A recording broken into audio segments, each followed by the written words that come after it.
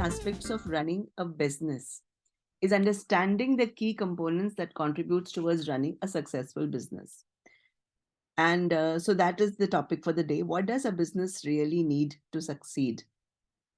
Now, these components can include things like vision, can include things like culture, people, leadership, effective planning that's implemented flawlessly, many others. And each of these components finally has a different meaning and may contribute to running a successful business in its own way. So every business will be conducting it, in its own way. But there's often more to it than just understanding what you need. And today we'll be actually talking about what are those 5 elements that actually are important for running a successful business. So here goes. So, in order to achieve success, a company needs these 5 elements that build the foundation for everything within the company. A successful company needs all of the following. Number one, vision and strategy, which is basically a clear idea of where you're going and how you're going to get there. That's the first thing, right? And then there's capital, then there's so many other things. There's people and culture, there's marketing, and then, of course, there's mindset. So let's look at the first thing, vision and strategy. The first thing that any business needs to do is decide on its mission and also the vision. Where do they really want to end up being? Of course, it's a stretched, vision. It's something which the organization aspires to do. The first thing that is really important is the vision and the missioning, which is going to determine the direction for the business and also where it is going to go in the future. It's important to be realistic about one's goals and what you can achieve. And if the organization and the leadership believes that it's not possible to meet the goal, then there's no point in trying or wasting one's time. The mission statement can be generic, while at the same time, it should voice the overall direction the company should take. So one should not try to be all the things to all the people, so make it so generic, but don't generate a mission that is so specific also, so that it limits your opportunities. So that's vision. And then comes the strategy part. So we've all heard about OKRs. I've done sessions on that also with this group before. Now imagine that we know where we want to go, we know there's an objective, but we don't have a strategy for it. Or sometimes we do have strategies, but it's not well worked out. So both the vision and the strategy should actually work hand in hand.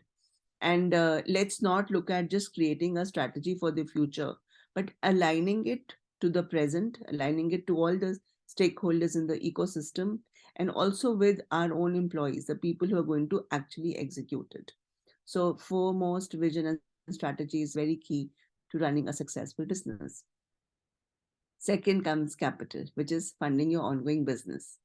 So the different types of funding sources, there are things like venture capital, there's angel investors, the crowdfunding, there's debt financing, there's credit card, financing. So if a business is starting small, for instance, like a gig business, for example, one can self-fund as well.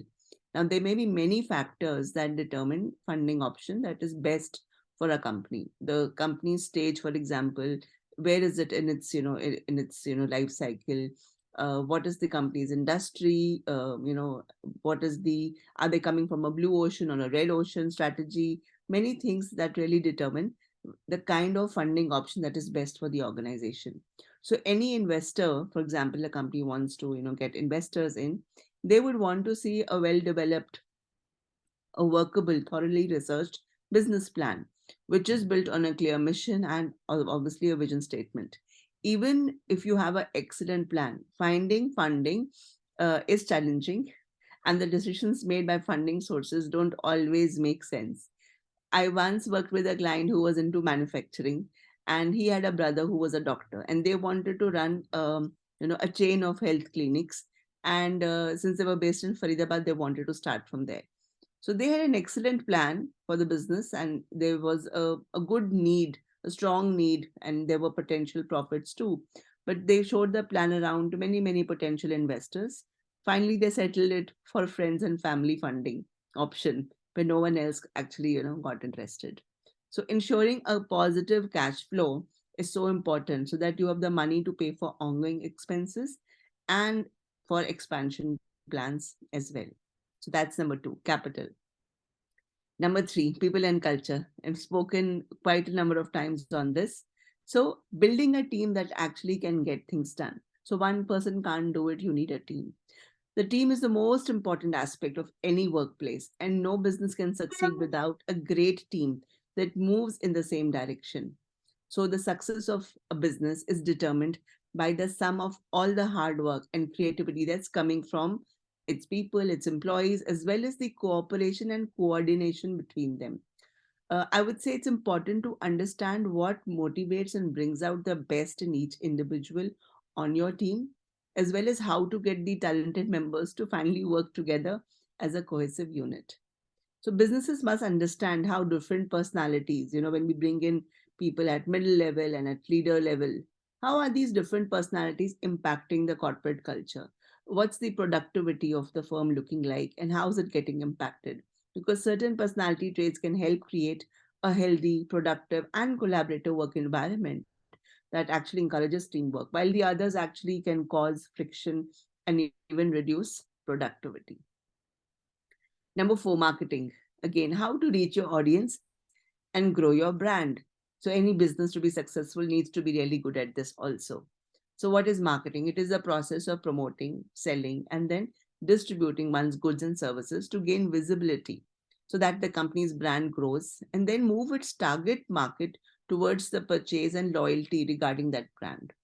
So marketing involves four P's. We all know about it: product, pricing, promotion, and place. There are various ways in which one can reach one's target market to build awareness of your brand and positive attitudes towards the brand.